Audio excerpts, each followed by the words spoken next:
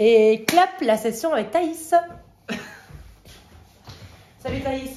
Dis-moi un petit peu ton métier d'abord, c'est quoi? Parce que gémologie, c'est quand même donc les gemmes. Oui. Tu es expert en gémologie, ça consiste en quoi? Donc, alors la gémologie, c'est tout simplement l'expertise des pierres précieuses. Donc, ça va vraiment être, en gros, moi je le résume un peu comme un détective pour les pierres. Donc, moi, mon rôle, ça va vraiment être rentrer dans la pierre avec ma loupe ou alors un microscope, l'étudier au maximum et pouvoir après donner sa nature et donner sa qualité. D'accord. Tu as vu un bijou tout à l'heure dans la vitrine. Oui. Et tu m'as dit, Aurore, attends, je vais t'expliquer un truc. Oui, voilà. Et t'es tombé sur... Sur cette petite broche transformée en pendentif avec un joli camé dessus.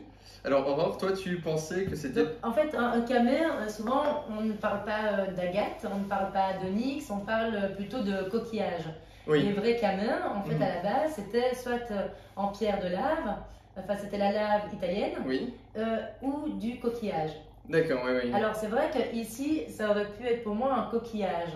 On pourrait croire. Je viens de rentrer dans cette broche et je suis contente que tu tombes dessus parce que je ne savais pas exactement quelle information mettre. Pour moi, le montage est ancien. Oui.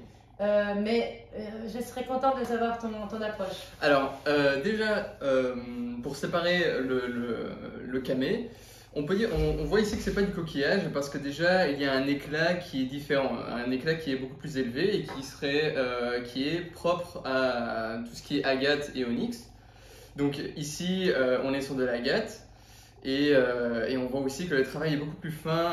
Alors même s'il y a des travaux qui peuvent être vraiment fins au coquillage, ici on voit bien que c'est propre à l'œil. Et alors, donc tout le montage, ici le sertissage, je vais le montrer comme ça. Hein. Qu'est-ce que toi tu penses du sertissage qui est en diamant taille rose? Je vais essayer de choper le point, voilà. Oui. Diamant taille rose avec des perles. Qu'est-ce que t'en penses, toi? Alors, moi j'en pense que c'est un travail qui a été refait. Donc le camé, il date, pour moi, il daterait plutôt de la fin du 19e, début 20e. On voit certaines traces d'outillage moderne dessus. C'est pour ça qu'on laisse, il fait penser à... Voilà, exactement. Et puis, les diamants qui sont autour, alors certes, ces tailles-là de diamants sont plus anciens que le début 20e. Cependant, c'est très certainement un recyclage de diamants provenant d'un bijou plus ancien et on a fabriqué ici un bijou un peu plus moderne. D'accord. Donc ce serait de la récupération. Donc là, on peut dire que c'est une création, c'est quelqu'un qui est venu avec des anciens bijoux, qui a voulu se faire un bijou fin 19e, début 20e, avec les restes de bijoux de famille. Exactement. Par exemple. Exactement. Donc c'est un bijou qui a une belle histoire. Oui, c'est ça. Et c'est chouette d'avoir un certain renouveau avec des matériaux plus anciens et on peut avoir un certain attachement envers ces pierres. Peut-être ça a appartenu à la mère ou à la grand-mère et du coup on recycle tout ça à notre goût. Canon. Thaïs, on va clôturer la vidéo pour aujourd'hui.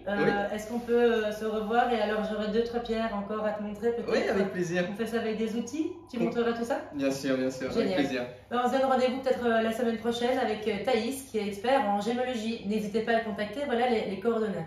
À bientôt. Merci beaucoup.